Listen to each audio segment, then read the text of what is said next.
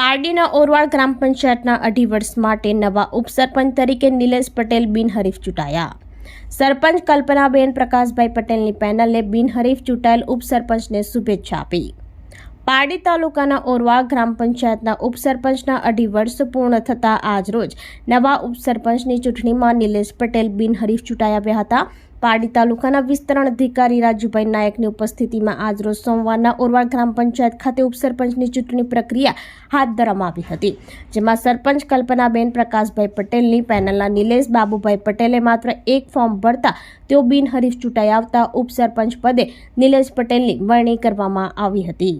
પ્રકાશ પટેલે જણાવ્યું હતું કે 2.5 વર્ષની ટર્મ પૂર્ણ થતાં તેમની પેનલના સભ્ય નિલેશ પટેલે ઉપસરપંચ પદે ફોર્મ ભરતા બિનહરીફ ચૂંટાતા શુભેચ્છા આપી હતી।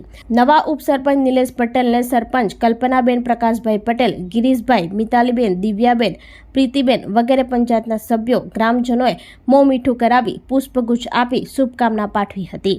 ઉપસરપંચ નિલેશ પટેલે જણાવ્યું હતું કે ઓરવાડ ગામે વધુને વધુ વિકાસ થાય તે માટે પ્રયત્નો કરતા રહીશું હોવાનું જણાવ્યું હતું।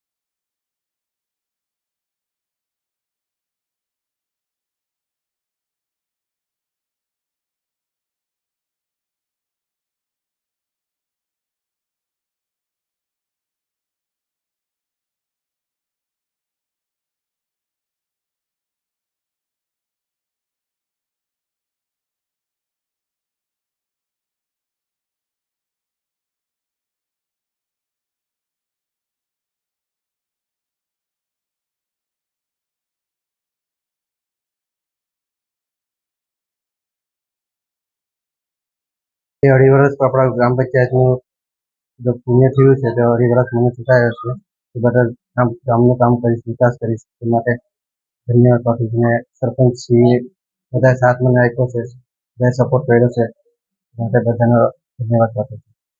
ને બિનહરીફ આગળ ગિરીશભાઈ હતા આપણા અમારા, એને 2.5 વર્ષ એનું લીધું, એને સમાપ્ત થયું અને 2.5 વર્ષ બિનહરીફ મેં ચૂંટાયો છે।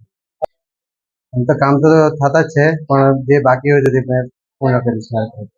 આજે ગ્રામ પંચાયતની 2.5 વર્ષ પૂરા થયા છે ત્યારે તાલુકા પંચાયતમાંથી વિસ્તરણ અધિકારી શ્રી આવેલા હતા અને ડેપ્યુટી સરપંચનું ઇલેક્શન માટે ફોર્મ ભરવામાં આવ્યા હતા અને અમારી પેનલમાંથી નિલેશભાઈ બાબુભાઈ પટેલ ફક્ત એક જ ફોર્મ ભરવામાં આવ્યું હતું એટલે એને બિનહરીફ વિજેતા જાહેર કરી અને ચૂંટણી પૂરી કરવામાં આવી હતી।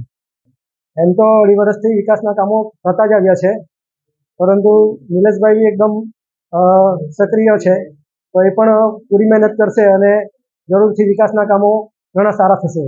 આ અગાઉ ગિરીશભાઈ સુપરભાઈ પટેલ 2.5 વર્ષ માટે હતા અને અત્યારે નિલેશભાઈ બાબુભાઈ પટેલને 2.5 વર્ષ માટે ડેપ્યુટી સરપંચ તરીકે નિમણૂક કરવામાં આવ્યા છે। આપણી સંકલ્પ ન્યૂઝ ચેનલને સબસ્ક્રાઇબ અને લાઇક કરો, બેલ આઇકન દબાવો જેથી આવનાર ન્યૂઝ અપડેટ્સની નોટિફિકેશન આપના મોબાઈલ પર સૌથી પહેલા પહોંચે। Like, subscribe and share the video.